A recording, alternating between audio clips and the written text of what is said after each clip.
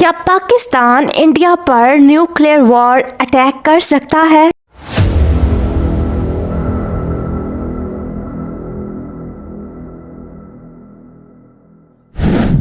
Recently Pakistan के minister Hanif Abbasi ने openly India को थ्रेटन किया है, ये कहकर ये जो गोरी, शहीन, गजनवी, ये जो 130 एटॉमिक हमारे पास वेपन है, ये हमने हिंदुस्तान के लिए रखे हैं। और कोई आपने तमाशे करने पाकिस्तान के साथ, याद रहे कि शहीद जुल्फिकार अली भुट्टो ने इस मुल्क को न्यूक्लियर वेपन दिया था। उनका कहना है कि अगर इंडिया पाकिस्तान का वाटर सप्लाई रोकता है, जो कि ऑलरेडी इंडिया ने कर दिया है, देन पाकिस्तान इंडिया पर एक फुल स्केल वॉर डिक्लेयर कर देगा।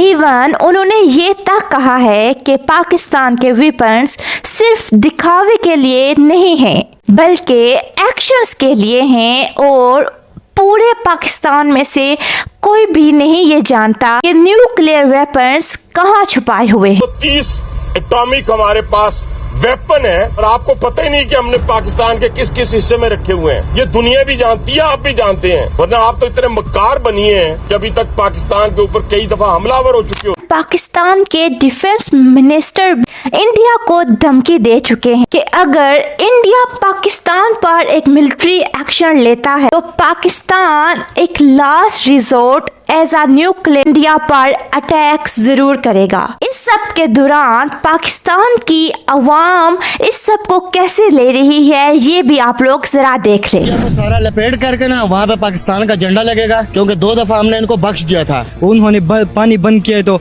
हमारे पास एटम बम है, वो इस्तेमाल करेंगे उनके लिए। इनको इतना मारेंगे ना, घर में घुस घुस के मारेंगे। सिंधु हमारा है और सिंधु हमारा रहेगा। हमारा पानी बहेगा या उनका खून बहेगा।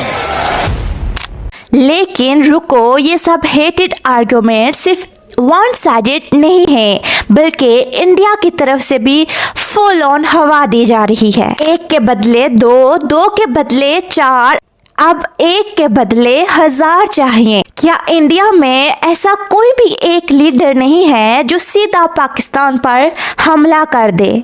इस महाशिवरात्रि पाकिस्तान को खत्म करके रखना है। अगर गवर्नमेंट में हिम्मत नहीं है तो आर्मी को बोलें, अगर आर्मी से भी ये सब हैंडल ना हो तो डायरेक्ट हम यूथ को बोलें। फोर्सेस को बढ़ाने में मदद चाहिए तो मांग लो, काफी अच्छा रिएक्शन दिखने को मिलेगा। जो सब पैलेस्तीन में हुआ वो सब आज इंडिया को पाकिस्तान के साथ करना ही होगा। मगर जरा 1 मिनट के लिए तो सोचे कि इन दोनों के आम लोग सोशल मीडिया पर एक दूसरे को हरेस कर रहे हैं, एक दूसरे को मुकम्मल तौर पर थ्रेटन कर रहे हैं। मगर ये 2 ऐसी कंट्रीज जो न्यूक्लियर वेपन का पावर रखती हैं और अवाम की नज़र में न्यूक्लियर पावर का होना कोई छोटी जैसे मामूली सी बात हो, जैसे कि पाकिस्तान और इंडिया की ये होने वाली जंग पूरी हित्ते के लिए एक अलार्मिंग सिचुएशन ना हो। ये तमाम जंग की सूरत हाल सिर्फ एक ही रीज़न की वजह से बनी हुई है, पहलगाम अटैक।